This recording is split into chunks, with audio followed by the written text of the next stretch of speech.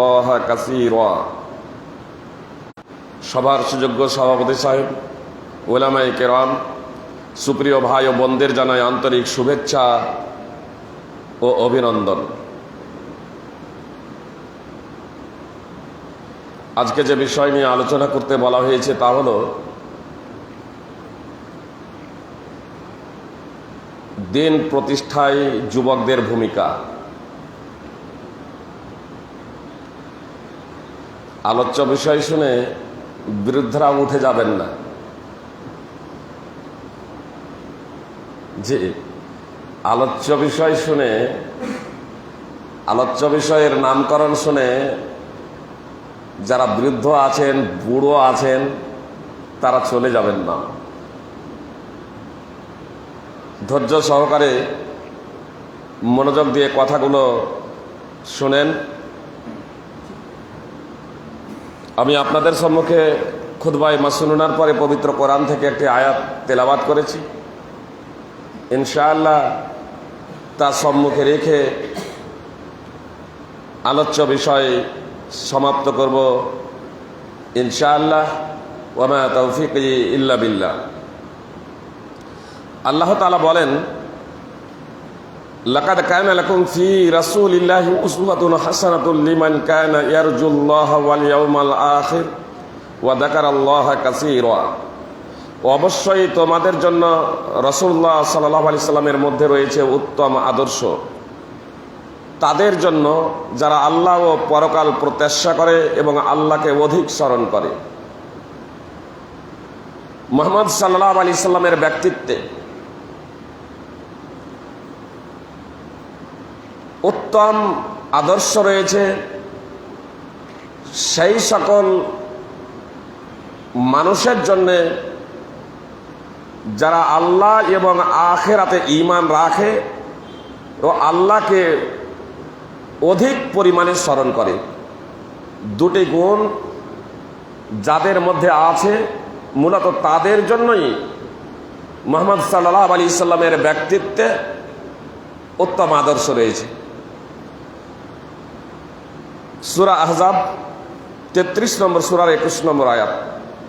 আসলে মুহাম্মদ সাল্লাল্লাহু আলাইহি সাল্লামের ব্যক্তিত্ব নিখিল বিশ্ব মানব এবং দানবের জন্য, সমস্ত মানুষ এবং জিনের জন্য।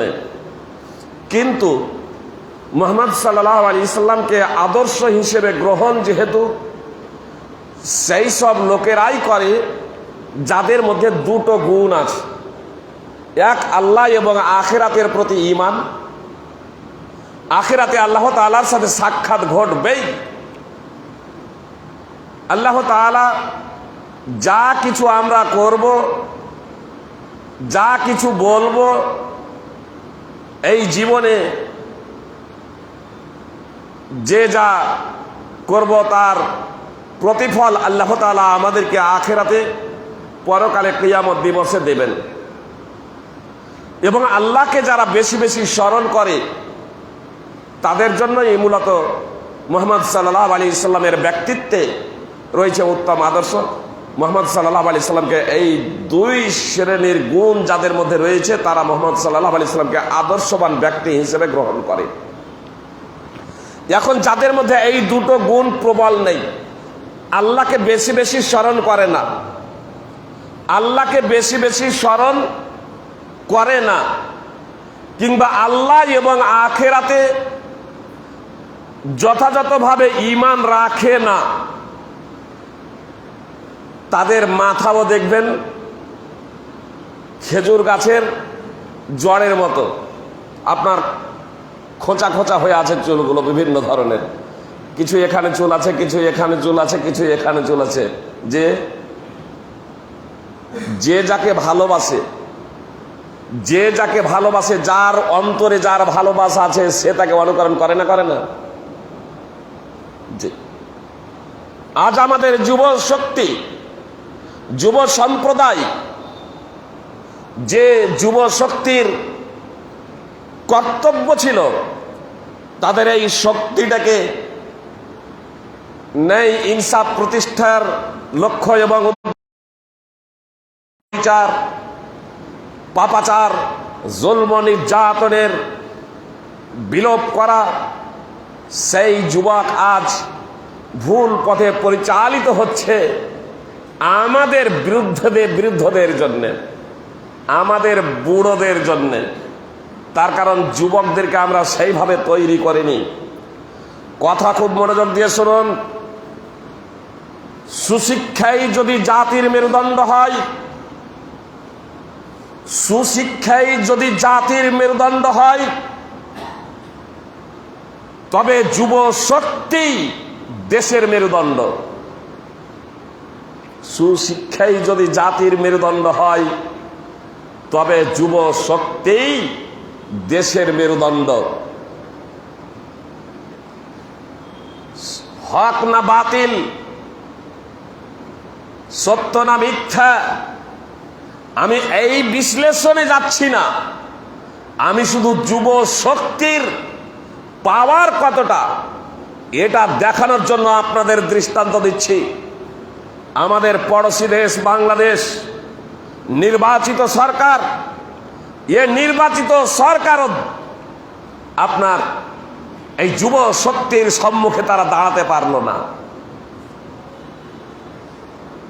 প্লাবনের স্রোত যে পথ দিয়ে বয়ে যায় সেই পথকে তছনছ করে দেয়।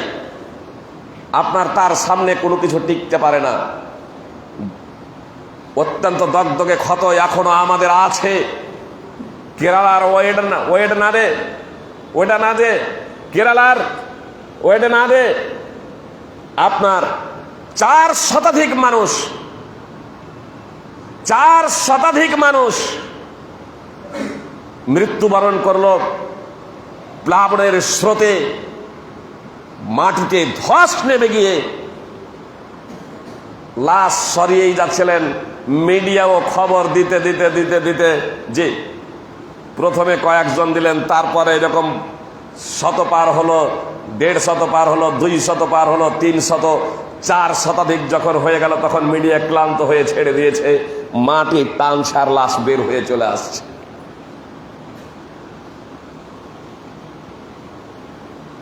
জি, তো প্লাবনের স্রোত যেমন প্লাবনের স্রোতের সম্মুখে কিছু যদি পড়ে যায় তাহলে প্লাবন তছনছ করে দেয়। যুব শক্তি যেদিকে ধাবমান হবে, সঠিক পথে যদি ধাবিত হয়, তাহলে সমাজে ন্যায় এবং ইনসাফ প্রতিষ্ঠিত হবে। সমাজে জুলম অন্যায় বলে কোনো কিছু থাকবে না। আর এই যুব শক্তি যদি ভুল পথে পরিচালিত হয়, তাহলে এই সমাজ আপনার জেনা ব্যভিচারে ভরে যাবে, নেশাজাত দ্রব্যে ভরে যাবে, অন্যায় অশ্লীলতায় এই সমাজ ছেয়ে যাবে। যুব শক্তি আপনার পারে সমাজকে পরিবর্তন করতে। ভুল পথে পরিচালিত তারাই করতে পারে, আবার সৎ পথে পরিচালিত তারাই করতে পারে।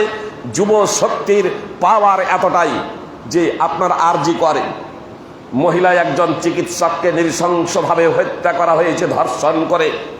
যুব শক্তি যখন গর্জে উঠেছে, আমাদের পশ্চিমবঙ্গের মাননীয় মুখ্যমন্ত্রী বলছেন তোমাদের দাবি সঙ্গত, মাথা নত করে মেনে নিলাম। পত্রপত্রিকা ওঠা। যুব শক্তি এমন এক শক্তি যে শক্তির সামনে কোনো কিছুই দাঁড়াতে পারে না, টিকতে পারে না। এ বুলেটের গুলি, আপনার বুলেটের গুলিও সেখানে আর কাজ করে না। যে বাংলাদেশে প্রশাসনকে লেলিয়ে, প্রশাসন আপনার বাংলাদেশে নির্বাচিত সরকার পুলিশ প্রশাসনকে লেলিয়ে দিয়েছিল যুবকদের হত্যা করার জন্য। এই যুব শক্তি তাদের বুকের রাজা রক্ত দিয়ে নির্বাচিত সরকারকে উৎখাত করে দিল। তাহলে যুব শক্তির আপনারা পাওয়ার দেখছেন যে যুব শক্তির পাওয়ার কত।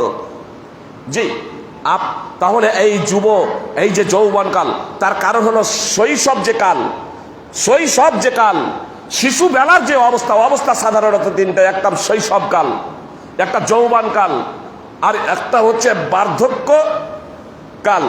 তো এই বার্ধক্য বুড়ো যখন হয়ে যাবে, তাদের মস্তিষ্ক লোপ পাবে, তাদের শক্তি লোপ পাবে। আল্লাহ তাআলা বলছেন ওয়ামান নুআম্মিরহু নাকদিসু ফিল খালকি আফালা ইয়াকিলুন। আমি তাদেরকে যখন বয়স তাদের বৃদ্ধি করি, তখন আবার তাদেরকে আল্লাহ তাআলা বলছেন আমি যখন বয়স বৃদ্ধি করি তখন আবার তাদেরকে সৃষ্টির মাঝে আবার তাদেরকে ওই নিচের দিকে নিয়ে যাই। তাদের শক্তি, তাদের শারীরিক শক্তি, তাদের ব্রেন শক্তি সব দিক থেকে আস্তে আস্তে আপনার লোপ পেতে শুরু করে। অনেক যুবকেরা তখন পিতা মাতাকে সুশিক্ষায় যদি শিক্ষিত না হয়, তখন পিতা মাতাকে কি বলে জানেন? বুড়ো বুড়িয়ে যাচ্ছে, তার হুঁশ নেই, যেখানে সেখানে পায়খানা প্রস্রাব করে দিচ্ছে। বৃদ্ধ হলে এটা হয় না? আপনার বিছানায় পায়খানা প্রস্রাব করবে, মা বাবারা বিছানায় পায়খানা প্রস্রাব করে দেয়। এই জন্য তো আল্লাহ তাআলা দোয়া শিক্ষা দিয়েছেন কি রব্বির হামহুমা কামা রব্বায়ানি সাগীরা। যে আপনি যখন শিশু ছিলেন, আপনি যখন কচি কাঁচা ছিলেন, তখন আপনি বিছানায় একই রাত্রে কতবার মলমূত্র ত্যাগ করেছেন, সেখানেও মা বাবা কোনো প্রকারের কষ্ট করেনি, ভিজা কাপড়ে থেকে আপনাকে লালিত পালিত করেছে। এখন আপনি যৌবনে পদার্পণ করেছেন, পিতা মাতা যখন বার্ধক্যে উপনীত হয়েছে, তখন আবার তাদের অবস্থা ওই শিশুদের মতো হয়ে গিয়েছে। আপনি ওই শিশুবেলায় যা করেছিলাম, পিতা মাতা এখন ওই বার্ধক্য অবস্থায় ওই শিশুদের মতো করতে পারে, বিছানায় মলমূত্র ত্যাগ করতে পারে। এর জন্য আমাকে রাগান্বিত হলে হবে না। আমার যেমন লালন পালন করেছিলেন আমার পিতামাতা, আমাকে এবার আমার পিতামাতার লালন পালন করতে হবে। কিন্তু এই যুব শক্তিকে সঠিক শিক্ষা দেব, তবেই তো এই যুব শক্তি, এই যৌবনকালে এই যুবকেরা এটা বুঝবে। এর জন্য যারা বৃদ্ধ আছে, পিতামাতা আছে, এদেরও বিশাল গুরু দায়িত্ব রয়েছে। এজন্য আমি বললাম যে আলোচ্য বিষয় যদিও দিন প্রতিষ্ঠায় যুবকদের ভূমিকা, বৃদ্ধরা উঠে যাবেন না। তার কারণ এই যুব শক্তি যে সঠিক পথে পরিচালিত হবে, এটা একমাত্র এই বৃদ্ধ পিতা মাতা যেভাবে তাদেরকে পরিচালিত করব, যেভাবে তাদেরকে শিক্ষা দেব, সেইভাবে আমরা যদি তাদেরকে সুশিক্ষা দেই, তাহলে এই যুব শক্তি আপনার দেশের মেরুদণ্ড হবে। আর যদি আমরা তাদেরকে সুশিক্ষা না দিই, তাহলে এই যুব শক্তি দেশ ভাঙার জন্য যথেষ্ট হবে, দেশকে ভেঙে টুকরো টুকরো করে দেবে। দেখুন মুহাম্মদ সাল্লাল্লাহু আলাইহি সাল্লাম 19 বছর বয়সে, শিশু না যুবক? রাসূল সাল্লাল্লাহু আলাইহি সাল্লাম 19 বছর বয়সে তার চাচাদের সাথে ফুজ্জার যুদ্ধে অংশগ্রহণ করলেন। ফুজ্জার যুদ্ধের বিভৎস চেহারা দেখলেন। বিভৎস চেহারা দেখার পরে মুহাম্মদ সাল্লাল্লাহু আলাইহি সাল্লাম কুরাইশ নেতৃবৃন্দের সাথে বৈঠকে বসলেন, যাকে হিলফুল ফজল বলা হয়। আপনার ফুজ্জার যুদ্ধের মাত্র 4 মাস পরে, 20 বছর বয়স তখন রাসূল সাল্লাল্লাহু আলাইহি সাল্লাম তার চাচাদের সাথে সেখানে অংশগ্রহণ করলেন। কুরাইশের বিভিন্ন গোত্রে থেকে নেতৃবৃন্দ সেখানে উপস্থিত হয়েছিলেন। মুহাম্মদ সাল্লাল্লাহু আলাইহি সাল্লাম জি আপনার মুশরিক ও মুসলমানদের সাথে হিলফুল ফজল একটা সংগঠন প্রতিষ্ঠা করলেন। রাসূল সাল্লাল্লাহু আলাইহি সাল্লাম 20 বছর বয়সে একটা সংগঠন প্রতিষ্ঠা করলেন। রাসূল সাল্লাল্লাহু আলাইহি সাল্লাম মুত্তাইয়িবিন দের চুক্তি নামে রাসূল সাল্লাল্লাহু আলাইহি সাল্লাম হিলফুল মুত্তাইয়িবিন নাম দিয়েছেন, যাকে আমরা হিলফুল ফজল রূপে জানি। হিলফুল ফজল ন্যায় নিষ্ঠার প্রতিজ্ঞা। মুহাম্মদ সাল্লাল্লাহু আলাইহি সাল্লাম কুরাইশদের নেতৃবৃন্দের সাথে মিলে আপনার সবাই এই সিদ্ধান্তে উপনীত হলেন। যুবকের দল মুহাম্মদ সাল্লাল্লাহু আলাইহি সাল্লাম এই সিদ্ধান্তে উপনীত হলেন যে মক্কার মাটিতে কেউ জুলুম এবং অন্যায় করতে পারবে না। কেউ যদি জুলুম এবং অন্যায় করে, এই মক্কার মাটিতে কেউ যদি জুলুম এবং অন্যায় করে, কেউ যদি অন্যায় অশ্লীলতা করে, কেউ যদি পাপাচার করে, কেউ যদি সমাজকে ভেঙে খান খান করার প্রচেষ্টা করে, কেউ যদি সমাজ বিরোধী কাজ করে, তবে সবাই মিলে নির্যাতিত নিষ্পেষিত মাজলুম ব্যক্তির পাশে দাঁড়াবে, জালেমের হাত ধরে অন্যায়ের প্রতিবাদ করবে, অন্যায় করতে দেওয়া হবে না, নির্যাতিত ব্যক্তিদের পাশে দাঁড়াবে। মুহাম্মদ সাল্লাল্লাহু আলাইহি সাল্লাম সহ কুরাইশ নেতৃবৃন্দ এই সিদ্ধান্তে উপনীত হলেন, আজ থেকে আর কোনো প্রকারের জুলম অন্যায় হবে না, আপোষে দ্বন্দ্ব ফ্যাসাদ হবে না, আপোষে ঝগড়া বিবাদ হবে না। হিলফুল ফজল নেই নিষ্ঠার প্রতিজ্ঞা রূপে তারা একটা সংগঠন প্রতিষ্ঠা করলেন। একে অপরের সাহায্য সহযোগিতা করা হবে, জুলুম নির্যাতিত মজলুম নিষ্পেষিত ব্যক্তিদের সাহায্য সহযোগিতা করা হবে, অসহায় দরিদ্র ব্যক্তিদের পার্শ্বে দাঁড়ানো হবে, এই বলে একটা সংগঠন প্রতিষ্ঠা করলেন। তখন রাসূল সাল্লাল্লাহু আলাইহি সাল্লামের বয়স মাত্র 20 বছর। 25 বছর বয়সে মুহাম্মদ সাল্লাল্লাহু আলাইহি সাল্লাম একজন প্রতিষ্ঠিত ব্যবসায়ী হলেন। মুহাম্মদ সাল্লাল্লাহু আলাইহি সাল্লাম 25 বছর বয়সে প্রতিষ্ঠিত ব্যবসায়ী। হে যুবকের দলেরা, বিশেষ করে এই যুবকদের আমি বলতে চাই, আজ এই যুবকের দলেরা অ্যান্ড্রয়েড মোবাইল নিয়ে ঘন্টার পর ঘন্টা আপনার ইউটিউব আর ফেসবুক, আপনার অন্যায় অশ্লীলতার পথে নিজের সময়কে ব্যয় করে চলেছ। সাবধান হয়ে যাও, সতর্ক হয়ে যাও। এই যৌবন কাল তোমার এই সময় নষ্ট করার জন্য নয়। যৌবন কাল, এই যৌবন সময় সময়কে অপচয় করার জন্য নয়। এই যৌবন কাল হলো কর্ম করার সময়। এই সময়ে তোমাকে ইনকাম করতে হবে, এই সময়ে তোমাকে পরিশ্রম করতে হবে, অক্লান্ত পরিশ্রম। শিশুরা যেমন পরিশ্রম করতে পারে না, বৃদ্ধ হয়ে যাওয়ার পরেও সেরকম পরিশ্রম করতে পারে না, কিন্তু এই যৌবন কালে তুমি পরিশ্রম করতে পারবে, তুমি ইনকাম করতে পারবে। তোমার প্রতিটা মুহূর্ত কে গনিমত তোমাকে জানতে হবে। একটা মুহূর্তও যাতে তোমার অপচয় না হয়, নষ্ট না হয়, তার জন্য তোমাকে সার্বিকভাবে প্রচেষ্টা চালাতে হবে। সে যুবক দল সাধারণ শিক্ষিত হোক অথবা যুবক দল আমরা আলেম ওলামা হই, কথা প্রত্যেকেই মনোযোগ দিয়ে শুনুন। আমরা কেউ মসজিদের ইমাম, আমরা কেউ মাদ্রাসার শিক্ষক। মসজিদের ইমাম মনে ভাবছি আমি তো মসজিদের ইমাম, 5 ওয়াক্তের নামাজ পড়িয়ে দিলাম, আর হয় সারা দিনের মধ্যে 1 ঘন্টা বাচ্চাদের পড়ালাম, আর তারপরে আমি দায়িত্ব আমার মনে করলাম যে আমার দায়িত্ব শেষ। 10,000 12,000 টাকা মাইনে এই 21শ শতাব্দীতে দ্রব্যমূল্যের বাজারে কোনো রকমভাবে সংসার চলে। একটু যখন অসুস্থ হয়ে যায় ভিক্ষার ঝুলি নিয়ে বের হয়ে যাই। হে যুব সমাজ, হে আলেম সমাজ, তোমার সময় অপচয় করার সুযোগ নেই, তোমার সময় অপচয় করার সুযোগ নেই। তোমাকে কর্মে ব্যস্ত থাকতে হবে, তোমাকে কর্মে ব্যস্ত থাকতে হবে। হয় তোমাকে এই দিনের প্রচার এবং প্রসার প্রকল্পে সার্বিক তোমাকে সময় ব্যয় করতে হবে। শুধু 5 ওয়াক্তের মসজিদের ইমামতি করে দায়িত্ব খালাস সেটা ভাবলে হবে না। শুধু বাচ্চাদের 1 ঘন্টা পড়িয়ে দিয়ে দায়িত্ব খালাস সেটা তোমাকে ভাবলে হবে না। শিক্ষকতা করার পরে দায়িত্ব খালাস সেটা তোমাকে ভাবলে হবে না। তোমার যে অবসর সময় আছে, সেই অবসর সময়ে দিনে ইসলাম প্রচার প্রসার প্রকল্পে তোমাকে শ্রম দিতে হবে, তোমাকে সময় দিতে হবে, তোমাকে শ্রম দিতে হবে, তোমাকে সময় দিতে হবে। এই যৌবন কালটা হচ্ছে মহামূল্যবান সম্পদ। তোমাকে দিনে ইসলামের প্রচার এবং প্রসার কল্পে আর সময় দিতে হবে। তুমি যদি বলো যে না, আমি এখানে মসজিদের ইমামতি করছি, বাচ্চাদের পড়াচ্ছি, আর আমার কোনো কিছু কাজ করার দরকার নেই, তাহলে তুমি মুহাম্মদ সাল্লাল্লাহু আলাইহি সাল্লামের আদর্শে আদর্শিত হতে পারোনি। মুহাম্মদ সাল্লাল্লাহু আলাইহি সাল্লাম 35 বছর বয়সে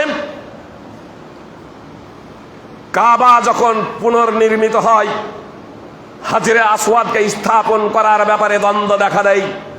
মুহাম্মদ সাল্লাল্লাহু আলাইহি সাল্লাম সুষ্ঠু সমাধান করে দেন, সবাই তা এক বাক্যে মেনে নেয়।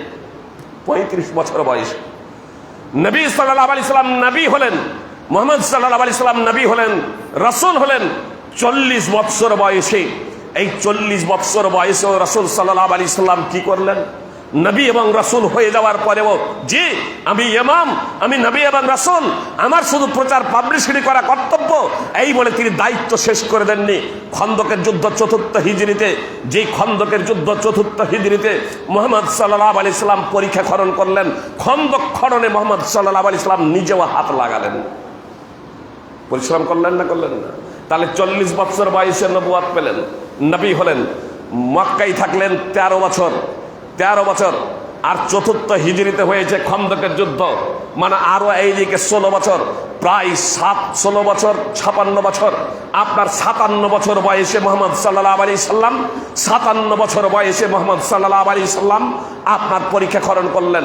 খন্দক যে মাটি খনন করলেন, মাটি খননের কাজেও আপনার হাত বাটালেন স্বয়ং রাসূলুল্লাহ সাল্লাল্লাহু আলাইহি সাল্লাম। আর আজকে আমি আর আপনি ভিক্ষার ঝুলি নিয়ে লোকের দ্বারে দ্বারে ভিক্ষাবৃত্তি করছি, এর নাম ইসলাম না। সুপ্রিয় ভাই এবং বোন, কথা খুব মনোযোগ দিয়ে শুনুন। ইবনে আব্বাস রাদিয়াল্লাহু তাআলা আনহু সূত্রে বর্ণিত, রাসূল সাল্লাল্লাহু আলাইহি সাল্লাম এক ব্যক্তিকে উপদেশ প্রদান করতে বলেছিলেন, ইগতানিম খামসান ক্বাবলা খামসিন, 5টি অবস্থা আসার আগে 5টি অবস্থাকে মহামূল্যবান হিসেবে মনে করবে। 5টি অবস্থা আসার আগে 5টি অবস্থাকে মহাসম্পদ হিসেবে গ্রহণ করবে। রাসূলুল্লাহ সাল্লাল্লাহু আলাইহি সাল্লাম বললেন, 5টি অবস্থা আসার আগে 5টি অবস্থাকে মহাসম্পদ হিসেবে মূল্যায়ন করবে। ইগতানিম খামসান ক্বাবলা খামসিন, 5টি অবস্থা আসার আগে 5টি বিষয়কে মহামূল্যবান হিসেবে মূল্যায়ন করবে। শাবাবাকা ক্বাবলা হারামিক, বার্ধক্যে পৌঁছানোর পূর্বে যৌবনকে, বার্ধক্যে উপনীত হওয়ার আগে যৌবনকে তুমি মহামূল্যবান হিসেবে গ্রহণ করবে। যুব সমাজ, কথা খুব মনোযোগ দিয়ে শুনুন। আজকে আপনি আজকে যৌবনকালে পদার্পণ করছেন, আপনার যৌবন শক্তি আছে। এই যৌবনের ঢেউ আপনার যে কোনো স্রোতের মুখ মুড়ে দিতে পারে, যে কোনো আন্দোলনের গতিকে পরিবর্তন করে দিতে পারে। এজন্য এই যৌবনকালে আপনার বিশ্রাম নিলে হবে না, এই যৌবনকালে সময় অপচয় করলে হবে না। একদিকে আপনাকে ইনকাম করতে হবে, একদিকে আপনাকে প্রতিষ্ঠিত হতে হবে, একদিকে আপনাকে সুপ্রতিষ্ঠিত হতে হবে, অন্যদিকে সমাজকে প্রতিষ্ঠিত করার লক্ষ্য এবং উদ্দেশ্যে সৎ কাজের আদেশ এবং অসৎ কাজে বাধা প্রদানের জন্য পাহাড়ের মতো দৃঢ় প্রতিজ্ঞাবদ্ধ কর হতে হবে, যাতে জুলুম এবং অন্যায় সমাজের মুখ থেকে মুছে যায়। নেশা দ্রব্য, জেনা, ব্যভিচার যাতে সমাজে স্থান না পায়, এর জন্য আপনাকে কঠোর পরিশ্রম করতে হবে। ন্যায় এবং ইনসাফ যাতে প্রতিষ্ঠিত হয়, তার জন্য আপনাকে সংগ্রাম করতে হবে। একদিকে আপনাকে প্রতিষ্ঠিত হওয়ার জন্য আপনার পার্থিব কাজ করতে হবে, একমাত্র আল্লাহ তাআলার সন্তুষ্টির জন্যই আল্লাহ তাআলার বিধিবিধান মেনে নিয়ে পবিত্র কোরআন এবং সুন্নাহ অনুযায়ী জীবন পরিচালনা করো। তো হালাল এবং হারাম এই বিষয়টাকে সামনে রেখে বৈধ পদ্ধতিতে আপনাকে উপার্জন করতে হবে একদিকে, আর একদিকে এই বৈধ উপার্জন থেকে দিন প্রতিষ্ঠার লক্ষ্য এবং উদ্দেশ্যে আপনাকে অর্থ খরচ করতে হবে। আল্লাহ তাআলা বলছেন, হা আনতুম হাউলাই তুদআউনা লিতুনফিকু ফি সাবিলিল্লাহ, তোমরাই তো তারা যাদেরকে আহ্বান করা হচ্ছে যে, তোমরাই তো তারা তোমাদেরকে আহ্বান করা হচ্ছে যে তোমরা আল্লাহর পথে খরচ করবে। ফামিনকুম মাইয়াবখাল, আল্লাহ বলছেন কিন্তু তোমাদের মধ্যে কেউ কেউ এমন আছে যে কৃপণতা করে। আল্লাহ বলছেন, ওয়া মাইয়াবখাল ফাইন্নামা ইয়াবখালু আন নাফসিহি, যে কেউ কৃপণতা করে সে নিজের জন্যই কৃপণতা করে। ওয়াল্লাহুল গানী ওয়া আনতুমুল ফুকারা, তার কারণ আল্লাহ তাআলা হলেন অভাব মুক্ত আর তোমরা অভাবী। আগের বাক্যটা শুনুন, বাক্যটা শুনুন, খুব ভয়ঙ্কর বাক্য। আল্লাহ তাআলা বলেন, ওয়া ইন তাতাওয়াল্লাউ ইয়াস্তাবদিল কওমান গায়রাকুম সুম্মা লা ইয়াকুনু আমসালাকুম, যদি তোমরা বিমুখ হও, যদি তোমরা বিমুখ হও, আল্লাহর পথে যদি খরচ না করো, আল্লাহর পথে যদি ধন সম্পদ যদি খরচ যদি না করো, আল্লাহর দ্বীনকে যদি তোমরা বাস্তবায়ন না করো, আল্লাহর পথে যদি তোমরা সংগ্রাম না করো, আল্লাহ তাআলা বলছেন তোমরা যদি বিমুখ হয়ে যাও, ওয়াইন তাতাওয়াল্লাউ, তোমরা যদি বিমুখ হয়ে যাও, তোমরা যদি মুখ ফিরিয়ে নাও আল্লাহর দ্বীন থেকে, আল্লাহর পথে ব্যয় করা থেকে খরচ করা থেকে তোমরা যদি বিমুখ হয়ে যাও, তাহলে আল্লাহ তাআলা তোমাদের স্থলাভিষিক্ত এমন জাতিকে করবেন যারা তোমাদের মতো হবে না। সূরা মুহাম্মদ 47 নম্বর সূরার 38 নম্বর আয়াত। পত্র পত্রিকা যদি আপনারা পড়েন তাহলে অবগত আছেন, পত্র পত্রিকা পড়লে আপনারা দেখতে পাবেন যে সৌদি আরবে বিগত 5 বছরে প্রায় 3.5 লক্ষ মুসলমান ইসলাম কবুল করেছেন। শুধু পিছিয়ে পড়া ব্যক্তি এমন নয়, আপনার ধন সম্পদশালী ব্যক্তি, উচ্চ শিক্ষিত ব্যক্তিরা ইসলাম কবুল করেছেন। সুপ্রিয় ভাতৃবৃন্দ, শুধু সৌদি আরবে 3.5 লক্ষ বিগত 5 বছরে, আর পৃথিবীর বিভিন্ন প্রান্তে তো মুসলিমরা আজ ইসলাম কবুল করছে। মুসলমানরা যেখানে খুব সহজে ইসলামকে পেয়েছিল, ইসলামকে মূল্যায়ন না করার কারণে, ইসলামকে মূল্যায়ন না করার কারণে যে মুসলিম জাতি আজ নির্যাতিত, জুলমের শিকার, তারা আজ পথদলিত। এতটা সত্ত্বেও বাবা মুসলিমরা কালেমায়ে শাহাদাত পাঠ করে মুসলমান হচ্ছেন।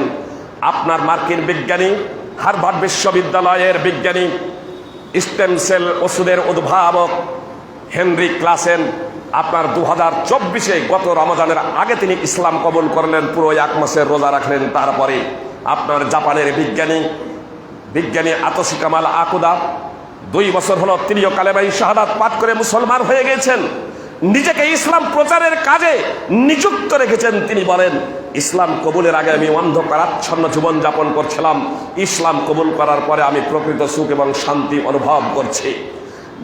বিশ্ববিখ্যাত ব্যক্তি, 2019-এর তথ্য অনুযায়ী ব্রিটেনের অন্যতম ধনী ব্যক্তি আলফ্রেড মাইকেল বেস্ট, যাকে সংক্ষিপ্তভাবে বলা হয় আলফি বেস্ট, তিনিও বছর 2 হলো কালেমায়ে শাহাদাত পাঠ করে মুসলমান হয়ে গেলেন। আমেরিকান শীর্ষস্থানীয় খ্রিস্টান ধর্মযাজক হিলারিয়ান হেগি, তিনিও কালেমায়ে শাহাদাত পাঠ করে মুসলমান হয়ে গেছেন। আল্লাহ তাআলা কি বলছেন?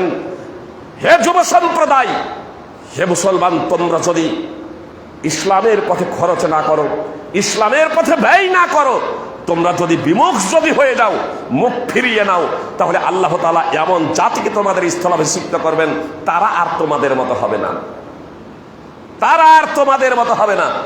মুহাম্মদ সাল্লাল্লাহু, আল্লাহ তাআলা যা বলেছেন পবিত্র কোরআনে, এবং মুহাম্মদ সাল্লাল্লাহু আলাইহি সাল্লাম যা ভবিষ্যদ্বাণী করেছেন, আজ জানতা অক্ষরে অক্ষরে পালিত হচ্ছে। হে যুব সম্প্রদায়, আমি বিশেষ করে তোমাদের বলতে চাই, একটু তোমরা ঘুমটা ভাঙাও, জাগো, জাগো। তোমাদের এই যৌবন, তোমাদের এই যৌবনের ঢেউকে সঠিক পথে পরিচালিত করো। তোমরাই পারো সমাজ থেকে কুসংস্কারের মূলোৎপাটন করতে।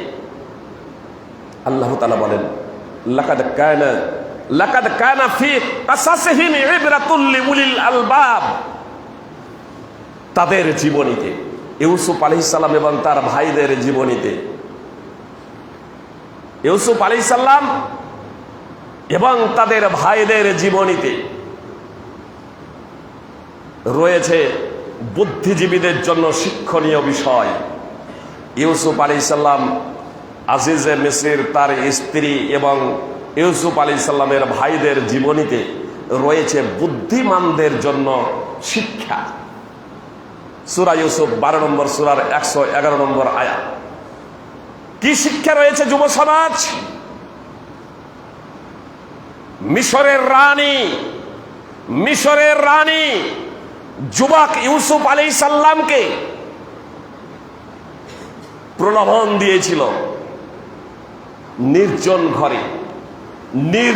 ঘরে, ফাঁকা ঘরে মিশরের রানী ইউসুফ আলাইহিস সালাম যৌবনে টগবগ করে ফুটছেন।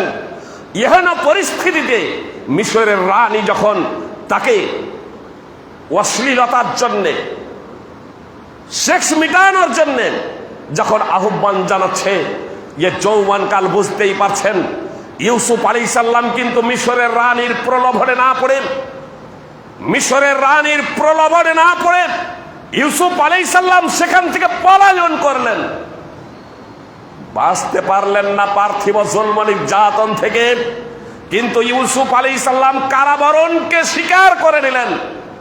অথচ পাপ কাজে নিমজ্জিত হলেন না, পাপ কাজে ধাবমান হলেন না, কারাগারে গেলেন, পরিশেষে নির্দোষভাবে মুক্তি পেলেন এবং মিশরের রাজা হলেন। মিশরের রাজা, জি, মিশরের রানী প্রস্তাব দিয়েছিল যে মিশরের রাজা হলেন এবং সসম্মানে হলেন। সবাই বুঝতে পারলো যে ইউসুফ আলাইহিস সালাম তিনি হচ্ছেন একজন নির্দোষ, তার কোনো অপরাধ নেই। যে সমস্ত যুবকেরা ষড়যন্ত্র করেছিল ইউসুফ আলাইহিস সালামের ভাইয়েরা, তার ভাইয়েরাও বুঝতে পারলো যৌবন কাল, আমি বলেছি আপনাদের এই যৌবন আপনার যে কোনো পথে তারা পাড়ি দিতে পারে, ভুল পথেও তারা পাড়ি দিতে পারে, আপনার সঠিক পথেও পাড়ি দিতে পারে। এই যুবকের দলেরাই দেশ গড়তে পারে, আবার যুবকের দলেরাই দেশকে ভাঙতে পারে, যুবকের দলেরাই সমাজ গড়তে পারে, যুবকের দলেরাই সমাজকে ভাঙতে পারে। তো ইউসুফ আলাইহিস সালামের ভাইয়েরা, যুবকের দল, এরা চেয়েছিল আপনার সমাজকে ভাঙতে, চেয়েছিল সমাজকে ভাঙতে, চেয়েছিল ইউসুফ আলাইহিস সালামের ক্ষতি সাধন করতে। কিন্তু ইউসুফ আলাইহিস সালাম পরিশেষে রাজ সিংহাসনে বসলেন আর তার ভাইরা তার কাছে এসে আত্মসমর্পণ করলেন, ক্ষমা চেয়ে নিলেন। সুপ্রিয় ভ্রাতৃবৃন্দ, তো এই যুব শক্তি যদি সঠিক পথে থাকে, এই যুব শক্তি, তাহলে এই যুব শক্তির বিজয় ঘটবেই, এতে সন্দেহের কোনো অবকাশ নেই। ওসামা বিন জায়েদ উহুদের যুদ্ধে নিজেকে পেশ করলেন। ওসামা বিন জায়েদ এবং কতিপয় যুবক তার সমবয়স্ক প্রায়, তারা মুহাম্মদ সাল্লাল্লাহু আলাইহি সাল্লামের নিকটে উপস্থিত হলেন যুদ্ধে যাওয়ার জন্য। বয়স হয় নাই বলে ওসামা বিন জায়েদকে যুদ্ধের অনুমতি দিলেন না রাসূলুল্লাহ সাল্লাল্লাহু আলাইহি সাল্লাম। যুদ্ধের অনুমতি না পেয়ে তিনি মনে ব্যথিত হলেন, তিনি কষ্ট অনুভব করতে শুরু করলেন। পরের বছর খন্দকের যুদ্ধ এলো। খন্দকের যুদ্ধের সময় আবার ওসামা বিন জায়েদ নিজেকে পেশ করছেন, আর আবার তিনি মনে মনে ভাবছেন আমার তো বয়স হয় নাই, তার ধারণা অনুযায়ী আমার তো এখনো বয়স হয় নাই। উহুদের যুদ্ধে রাসূলুল্লাহ সাল্লাল্লাহু আলাইহি সাল্লাম আমাকে ফেরত পাঠিয়ে দিয়েছিলেন, আবার যদি ফেরত পাঠিয়ে দেয়, আপনার পায়ের আঙুলের ভরে দাঁড়িয়ে একটু উঁচু হলেন, পায়ের আঙুলের ভরে দাঁড়িয়ে একটু উঁচু হলেন। নবী সাল্লাল্লাহু আলাইহি সাল্লাম তার আবেগ দেখে মুহাম্মদ সাল্লাল্লাহু আলাইহি সাল্লাম তাকে অনুমতি দিয়ে দিলেন। 14 বছরের তখন তরুণ এই ওসামা বিন জায়েদ। আপনার পরবর্তীতে এই ওসামা বিন জায়েদ এই যুবকের নেতৃত্বেই রাসূল সাল্লাল্লাহু আলাইহি সাল্লাম রোম সম্রাটের বিপক্ষে সেনাবাহিনী প্রেরণ করেছিলেন, আর রোম সম্রাটের গর্ব চিরতরে ধূলিসাৎ করে দিয়েছিলেন এই যুবক আপনার ওসামা বিন জায়েদ রাদিয়াল্লাহু তাআলা আনহুর নেতৃত্বে ইসলামী সেনাবাহিনী। মোদের এই রাষ্ট্র প্রতিষ্ঠা করতে যুব সমাজ অক্লান্ত পরিশ্রম করেছিলেন।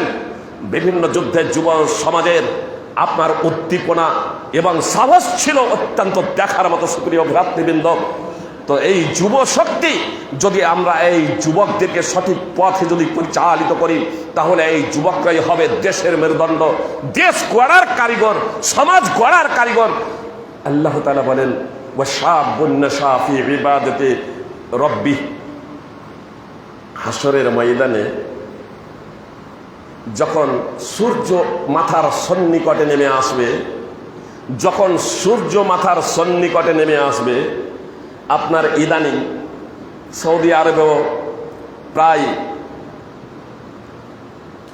5 শতাধিক লোক মারা গিয়েছেন এবার হজ করতে যে তীব্র গরমে। আমাদের ভারতবর্ষেও আপনার রাজস্থান এবং দিল্লিতে প্রচুর মানুষ মারা গিয়েছেন। আপনার দিল্লিতে তাপমাত্রা উঠে গিয়েছিল 53 ডিগ্রি সেলসিয়াস, আমাদের এখানে সর্বোচ্চ উঠেছিল 45 ডিগ্রি। একদিনই সেটা লক্ষ্য করেছিলাম 45 ডিগ্রি, বাকি 43-44 ডিগ্রি সেলসিয়াস। তাতেই বাইরে দাঁড় হয়ে থাকতে পারছিলাম না, ঘরের ভিতরে। আরো অনেকেই তো এই গরমে আপনার এসি নিয়ে ফেলেছেন, অনেকেই এই গরমে এসি নিয়ে ফেলেছেন, যান বাঁচে না সামান্য।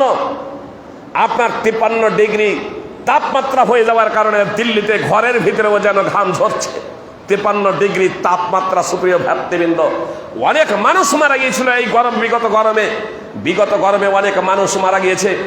সূর্য কত দূরে আছে, তো কাল কিয়ামতের মাঠে সূর্য যখন একেবারে মাথার সন্নিকটে চলে আসবে তখন কি পরিণতি হতে পারে একটু ভেবে দেখুন, একটু ভেবে দেখুন, একটু চিন্তা করুন। কেউ ওই ঘামে হাঁটু পর্যন্ত হাবুডুবু খাবে, কেউ গলা পর্যন্ত, কেউ কারো কণ্ঠনালী পর্যন্ত, আপনার কারো কাঁধ পর্যন্ত কেউ হাবুডুবু খেতে থাকবে ওই সূর্যের কারণে, সূর্যের তাপে এইভাবে হাবুডুবু খাবে। যে সময় 7 শ্রেণীর মানুষ আল্লাহ তাআলার ছায়ায় তারা আশ্রয় পাবে, সেই 7 শ্রেণীর মানুষের মধ্যে হচ্ছে 1 শ্রেণীর মানুষ যুবকের দলেরা। আল্লাহ রাসূল সাল্লাল্লাহু আলাইহি ওয়াসাল্লাম বলছেন, ওয়া শাবুন নাশা ফি ইবাদাতি রাব্বিহ, সেই যুবক আরশের আল্লাহ তাআলার ছায়া পাবে কিয়ামত দিবসে, যেদিন কোনো ছায়া থাকবে না। 7 শ্রেণীর মধ্যে সেই যুবক, যে যুবক নিজের ইবাদত করেছে, আপনার আপন প্রতিপালকের ইবাদতে যৌবন কালটাকে কাটিয়েছে, যে যুবক নিজের যৌবন কালটাকে কাটিয়েছে আল্লাহ তাআলার ইবাদতে। সহিহ বুখারী হাদিস নম্বর 607, সহিহ মুসলিম হাদিস নম্বর 1031। এই যৌবন কাল আমরা বাপেরাও ভাবি, বাপ মায়েরা, আমার বেটার বয়স তো 20-25 বছর হলো, ইবাদত করার সময় এখন অনেক আছে। ওইটানের ঘটনা কি এখনো আপনার হৃদয় নাড়িয়ে দেয়নি? মুহূর্তের মধ্যে শত শত মানুষ জ্যান্ত মাটির নিচে। আপনার এই 2024 গত মে মাসের 24 তারিখ দিন, যে রাতে ভোরের দিকে পাপুয়া নিউ গিনিতে কয়েকটি গ্রাম যখন মানুষ বিভোর ঘুমে ঘুমিয়ে আছে, স্বামী স্ত্রী ছেলে মেয়ে বাপ মা পরিবার নিয়ে যখন ঘুমিয়ে আছে, একেবারে ভোরের দিকে যখন বিভোর ঘুমে ঘুমিয়ে আছে, ওই অবস্থায় আপনার পাপুয়া নিউ গিনিতে আপনার 150-এরও অধিক বাসী, 150-এরও অধিক ঘর বাড়ি সরাসরি মাটির নিচে চলে গেছে। আনন্দবাজার পত্রিকা আপনারা উঠিয়ে দেখবেন, আনন্দবাজার পত্রিকা, আল জাজিরা পত্রিকা আপনারা উঠিয়ে দেখবেন। 25 তারিখ আল জাজিরা এবং 26 তারিখ আল জাজিরা পত্রিকা উঠিয়ে দেখবেন যে কিভাবে আপনার 150-এরও অধিক ঘর এবং বাড়ি, মানুষ বলছি না, 150-এরও অধিক ঘর এবং বাড়ি সরাসরি মাটির নিচে চলে গিয়েছে। এটা ভাববেন না যে আমাদের এই পদ্মার ধারে ধারে আমাদের বাড়িগুলো আছে, এসব বাড়িগুলো ধসে যাচ্ছে। ও বাড়িগুলো যেগুলো ছিল আপনার পাহাড়ি এলাকায় মুহাম্মদ সাল্লাল্লাহু আলাইহি সাল্লাম ভবিষ্যদ্বাণী করেছেন, আমার উম্মতের কিছু মানুষ জেনা ব্যভিচারকে হালাল মনে করবে, রেশমি পোশাক পরিধান করাকে পুরুষদের জন্য হালাল মনে করবে, বাদ্যযন্ত্রকে হালাল মনে করবে, নেশাজাত দ্রব্য সেবনকে তারা হালাল মনে করবে। আজকে আমরা যে অশ্লীলতা, নেশাজাত দ্রব্য, বিড়ি সিগারেট জর্দা খৈনি, আফসোস লাগে। বেনামাজি তো বেনামাজি, অমুসলিম তো অমুসলিম, যারা 5 ওয়াক্তের নামাজ পড়ছি, মুখে বড় দাড়িও নিয়ে আছি, ধোঁয়া ছাড়ছি। জি, আস্তাগফিরুল্লাহ করুন, আস্তাগফিরুল্লাহ, আল্লাহ তাআলা আমাদের হেফাজত করুন। নেশাজাত দ্রব্য যে হারাম এ বিষয়ে আজকে আলেম ওলামাদের বলতে হবে না। আল্লাহ তাআলা বলছেন, ওয়া ইউহারিমু আলাইহিমুল খাবাইস। মুহাম্মদ সাল্লাল্লাহু আলাইহি সাল্লামের বৈশিষ্ট্য বর্ণনা করতে গিয়ে আল্লাহ তাআলা বলছেন, মুহাম্মদ সাল্লাল্লাহু আলাইহি সাল্লাম যা খাবাইস তা হারাম করেন। সূরা 7 নম্বর সূরা 157 নম্বর আয়াত এর অংশ বিশেষ। খাবাইস, খাবিসার বহুবচন। খাবিসা বলা হয় প্রত্যেক সেই বস্তুকে যা ক্ষতিকর। বিড়ি সিগারেট জর্দা খৈনি মদ গাঁজা হিরোইন, এতে যে ক্ষতি আছে এ বিষয়ে আজকে মুসলমানদের বলতে হবে, আলেমদের বলতে হবে। এ বিষয়ে আজকে মুলবি মৌলানাদের বলতে হবে যে এটা ক্ষতিকর কি ক্ষতিকর নাই। আপনার বিড়ি সিগারেটের তো গায়েই লেখা আছে, তাহলে আপনি জেনে শুনেও বিষ পান করছেন কেন? আপনি জেনে শুনেও আপনি নিজের ক্ষতি নিয়ে আসছেন কেন? নবী সাল্লাল্লাহু আলাইহি সাল্লাম বলছেন, আমার উম্মতের কিছু ব্যক্তি রেশমি পোশাক, রেশমের কাপড় এবং জেনা ব্যভিচার কে হালাল মনে করবেন, নেশাদার দ্রব্য সেবন করাকে হালাল মনে করবেন, বাদ্যযন্ত্রকে হালাল মনে করবেন, এবং পাহাড়ের পাদদেশে কিছু লোক বসবাস করবে। বৈকাল বেলায় যখন তারা তাদের পশুপাল নিয়ে ফিরে আসবে, তখন তাদের কাছে কোনো অভাব নিয়ে গেলে, কোনো অসহায় গরিব ব্যক্তি তাদের কোনো প্রয়োজনের তাগিদে তাদের কাছে গেলে তারা বলবে, কালকে এসো, কালকে এসো। নবী সাল্লাল্লাহু আলাইহি সাল্লাম বলছেন, ফায়ুবাইয়িতুহুমুল্লাহু ওয়া ইয়াযাউল আলাম, এদিকে আল্লাহ তাআলা তাদেরকে রাতেই ধসিয়ে দেবেন, এইদিকে আল্লাহ তাআলা তাদেরকে রাতেই ধসিয়ে দেবেন এবং পাহাড়ও ধসিয়ে দেবেন।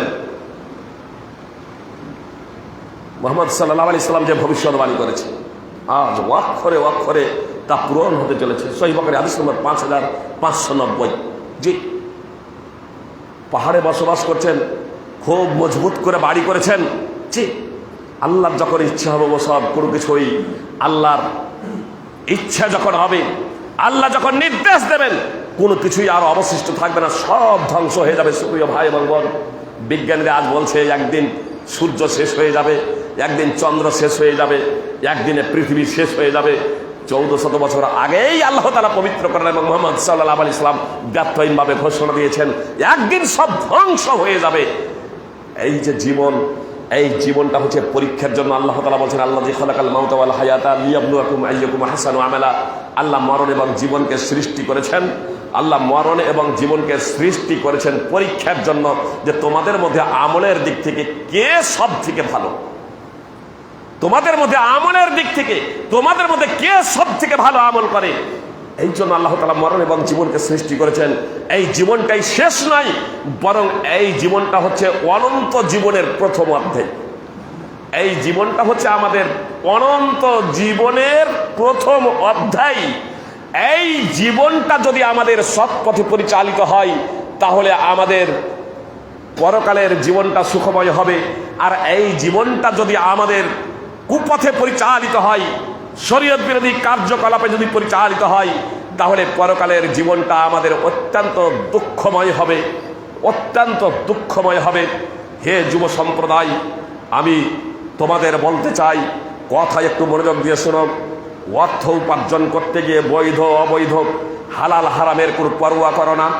মনের কামনা বাসনা পূর্ণ করতে গিয়ে জায়েজ নাজায়েজের কোনো ধারণা। কথা খুব মনোযোগ দিয়ে শুনুন, এই পৃথিবীটাই শেষ নয়, অনন্ত জীবনের এটা হচ্ছে প্রথম অধ্যায়, অনন্ত জীবনের এটা হচ্ছে প্রথম অধ্যায়। একটা শুধু দৃষ্টান্ত দিই। আনাস রাদিয়াল্লাহু তাআলা আনহু সূত্রে বর্ণিত, রাসূল সাল্লাল্লাহু আলাইহি সাল্লাম বলেছেন, জান্নাত এবং জাহান্নাম কি জিনিস, জান্নাত এবং জাহান্নাম কি জিনিস বিস্তারিত ব্যাখ্যা বিশ্লেষণ দেওয়ার আজকে সুযোগও নেই, আর আলোচ্য বিষয়ের সাথে এটা সঙ্গতিপূর্ণও নয়। আমি শুধু এই যুব শক্তিকে সঠিক পথে পরিচালিত করার জন্য শুধু একটা হাদিস পরিবেশন করছি, যা আনাস রাদিয়াল্লাহু তাআলা আনহু সূত্রে বর্ণিত। রাসূল সাল্লাল্লাহু আলাইহি সাল্লাম বলেছেন যে একজন ব্যক্তিকে কিয়ামতের দিনে নিয়ে আসা হবে, একজন কাফের ব্যক্তিকে, ধন সম্পদশালী একজন কাফের ব্যক্তিকে কিয়ামত দিবসে নিয়ে আসা হবে। অতঃপর তাকে জাহান্নামে একটা চুবন দিয়ে উঠিয়ে জিজ্ঞেস করা হবে, তুমি কি কখনো সুখ এবং শান্তি অনুভব করেছিলে? তুমি কি কখনো আনন্দ বিনোদন জীবনে পেয়েছিলে? আনন্দ উপভোগ করেছিলে? জিজ্ঞেস করা হবে। যে এর তাৎপর্য হলো, আদম আলাইহিস সালাম থেকে নিয়ে তাদের মধ্যে যে অবিশ্বাসী, কাফের, নাস্তিক, মুশরিক, এক কথায় অমুসলিম, এই অমুসলিমদের মধ্যে আদম আলাইহিস সালাম থেকে নিয়ে কিয়ামত সংঘটিত হওয়ার আগে পর্যন্ত যত মানুষ জন্মগ্রহণ করবে, এদের মধ্যে সেই অমুসলিম যে সব থেকে ধন সম্পদশালী, যে সব থেকে বড় ধন সম্পদশালী, সেই ব্যক্তিকে জাহান্নামে একবার প্রবেশ করিয়ে বের করা হবে। এর অর্থ এই নয় যে জাহান্নামে একবার প্রবেশ করিয়ে বের করে নেওয়া হবে, তারপরে প্রবেশ আর করা হবে না, আবার তাকে জাহান্নামেই প্রবেশ করানো হবে, জান্নাতে যাওয়া তার প্রশ্নই নেই।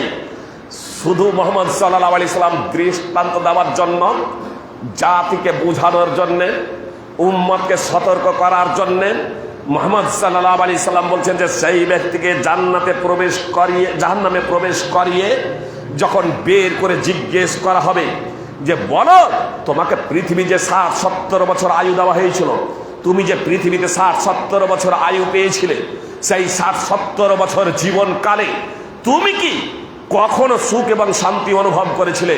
তুমি কি কখনো আনন্দে জীবন কাটিয়েছিলে?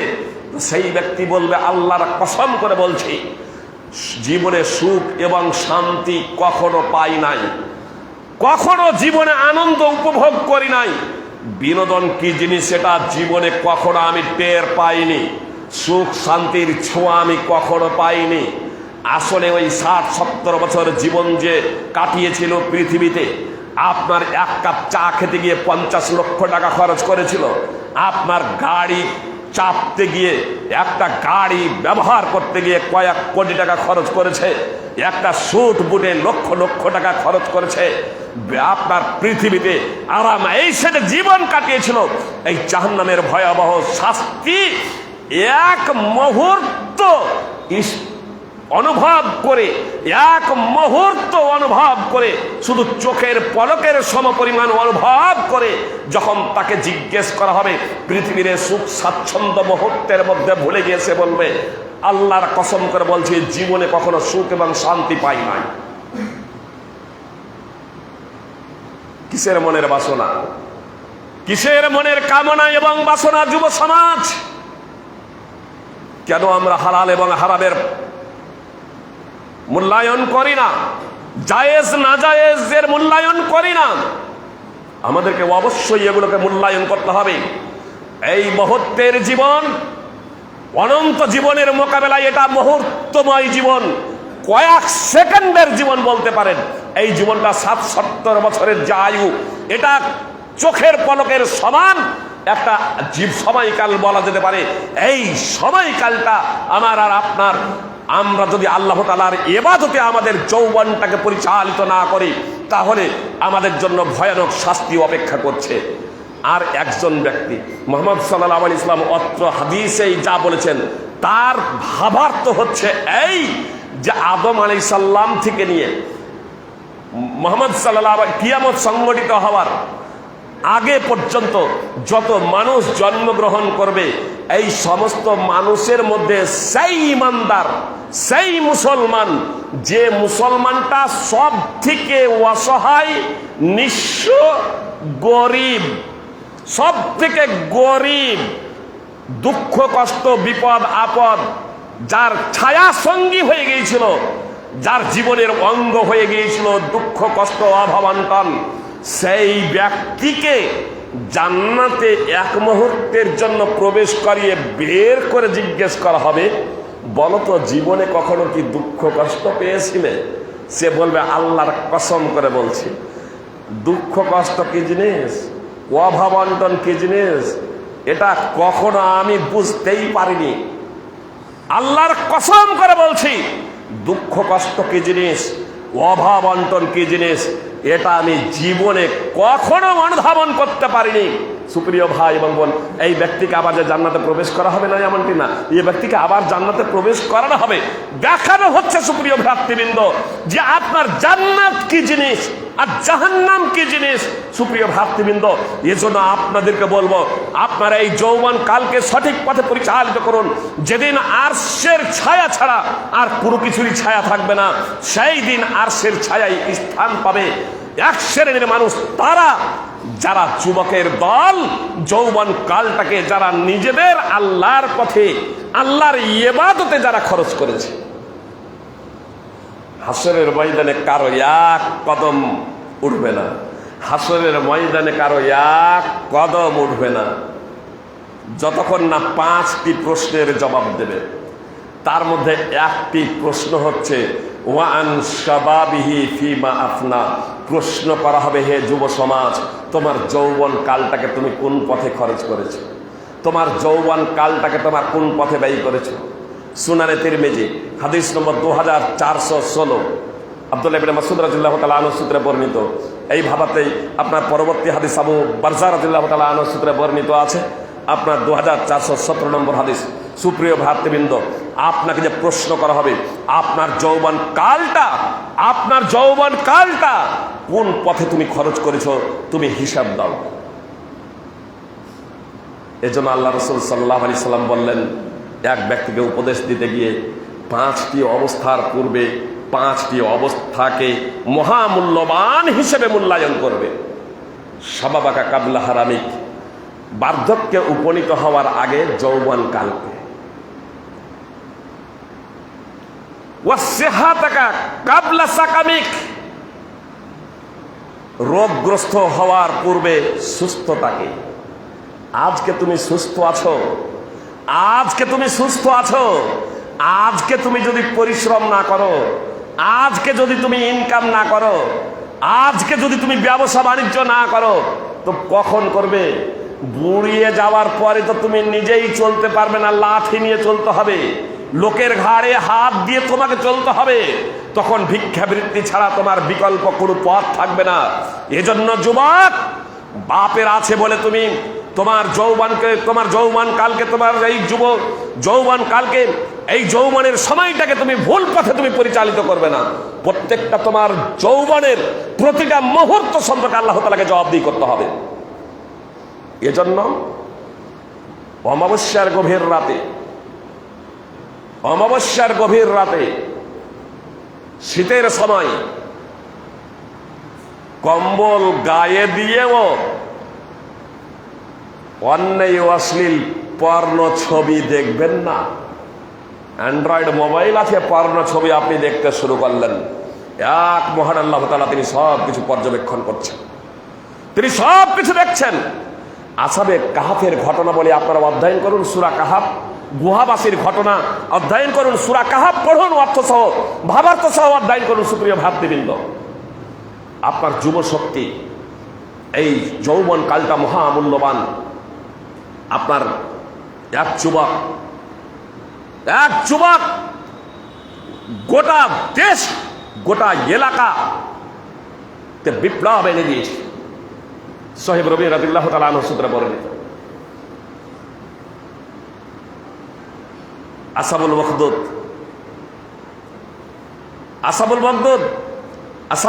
সূরা বুরুজ অধ্যয়ন করুন তাফসীর সহ। গর্তবাসীদের ঘটনাবলী অধ্যয়ন করুন। এক বাদশার অতীতকালে মুহাম্মদ সাল্লাল্লাহু আলাইহি সাল্লাম বলছেন যে অতীতকালে এক বাদশা ছিল, সেই বাদশার এক জাদুকর ছিল। যখন জাদুকর বৃদ্ধ হয়ে গেল, তখন বাদশাকে বলল, আমাকে একজন তরুণ দেওয়া হোক, আমাকে একজন যুবক দেওয়া হোক, যে যুবককে আমি এই জাদুবিদ্যা শিক্ষা দেব। একজন তরুণ যুবককে নিয়ে আসা হলো, তাকে জাদুবিদ্যা শিক্ষা দিতে লাগলো। যে পথ দিয়ে সেই যুবক আসতো, সেই পথে এক ধর্মীয় পণ্ডিতের গৃহ ছিল, উপাসনালয় ছিল। সেখানে ওই পণ্ডিতের কাছে আপনার দিনের কথা, ধর্মের কথা শিখত, আর এইদিকে জাদুকরের কাছে জাদুর কথা শিখত। পরিশেষে একদিন পথের মাঝে এক হিংস্র জন্তু পড়ে যায়। ওই যুবক বলে, আজ পরীক্ষার সময়, ওই ধর্মীয় পণ্ডিত সত্য না জাদুকর সত্য? একটা পাথর নিয়ে